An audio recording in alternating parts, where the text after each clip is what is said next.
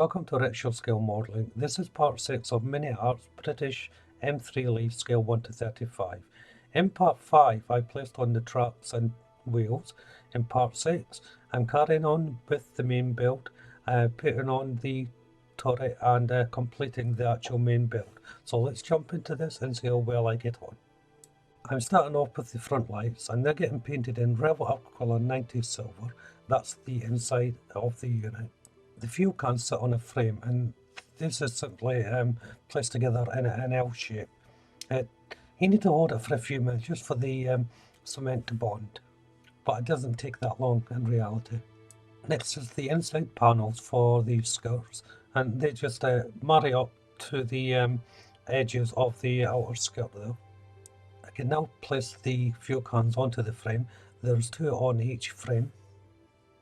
I'm using Rebel Aquacolor 84 leather brown here, and these are for the straps that hold down the fuel cans on the frame.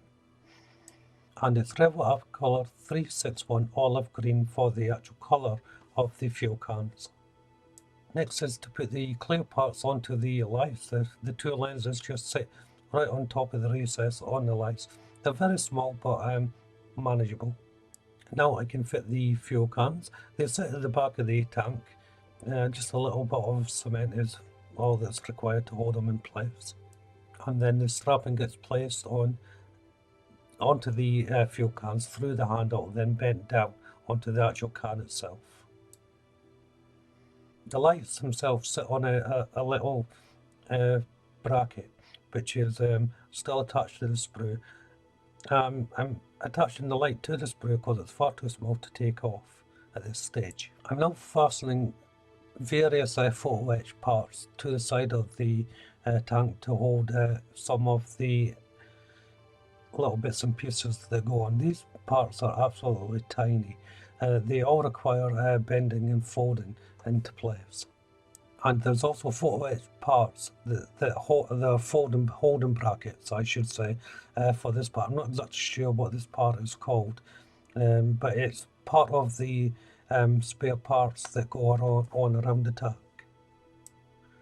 And once I've got that in, I can then place it on the brackets I've already placed on the tank before securing it. If you find that some of these parts are too small to bend on your mat, so anchor them on the tank itself, then just gently bend the photo etch part down and conform it to the area that you're trying to put the part onto. So it's going to just conform around the part. It's an easier way to do it. The photo etch bracket that holds the lights, similar process. This part curves around the actual surface of the light. So I'm just placing it on the light while it's still attached to the sprue, and then I'm just bending the photo etch part around it so I know it's going to be fitted properly once it's time to go on. And similar to the other units, this is an axe head which is having its holding brackets placed on before I attach the whole unit to the tank. And once I'm happy with the placement of the photo etch parts, I can just place the axe head onto the tank, which fits directly below the part I already placed on. And then for the lights, so first of all, I'm just placing the actual light on itself. And while that's drying, I'm moving on to the shroud of the main gun. This is just 2 parts sandwiched together. Now, it all depends on what variant you're going to be doing, as whether you'll be doing the shroud or not.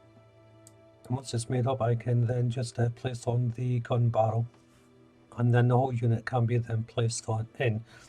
If you weren't using the shroud, you were doing one of the other variants, the gun would actually move, but because I'm using the shroud, I don't actually have any movement in the gun. This is a long fixing bar that goes along the side of the tank, which has to be made up. It comprises of the big long part you see here, and there's small little brackets that go on the side of it. Now these little brackets are minuscule, they have to be bent into shape. There's 5 that are in a U-bend sort of shape, and the another 5 that's in an open box. So it's a box shape with the one end open. They're absolutely minuscule, they're tiny, and it took a long time to actually get them bent into shape. I did use my bending tool here for the larger parts, but for the smaller parts I just had to bend them using my tweezers. There are location points along the bar to place these tiny little boxes, but they do actually look like bending points as well, so don't get confused and think this bar has to be bent into some sort of shape. It doesn't. It has to be running straight before it gets fixed to the side of the vehicle. Now, I decided in the end, instead of fixing the little boxes to the bar itself, I'll place them on the tank and then put the bar on. The instructions are saying do the other way around, but I found this way a little bit easier. And as you can see, that's the fixing bar going in now. It just made it a lot easier placing this in instead of having the whole unit in one going on. So now we're moving on to the main turret. There's a couple of little bits and pieces to fix on here, some hatches and so forth. They're fairly standard. They're going on the same way as I did on the hull, again with the option of the clear parts that you can place inside, which of course, as I've said before, I left off.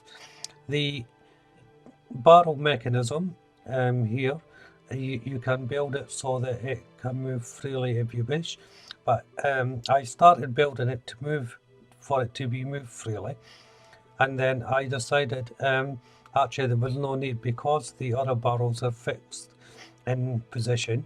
I would just have this one fixed in position, so I didn't complete the actual movement mechanism inside the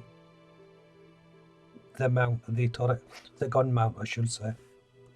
So in the end I just made up the main parts that were going to be showing on the outside of the tank. So that's the mount and the viewing window as well. And once the mount was made up, I just placed in the machine gun and of course the barrel, and then the unit just fitted straight onto the turret. The rotation collar was quite easy to place on, as you would expect. That just fits in. Again, I didn't have the turret moving, so I didn't have to worry about cement placements or anything like that. The top hatch, you can build up the inside once more for greater detail if you're having the hatches open. I'm not, I'm having them closed, but I added some parts in just to add support when I put the top hatches on. Wasn't really necessary, but it was just peace of mind. Next to go in is the main gun.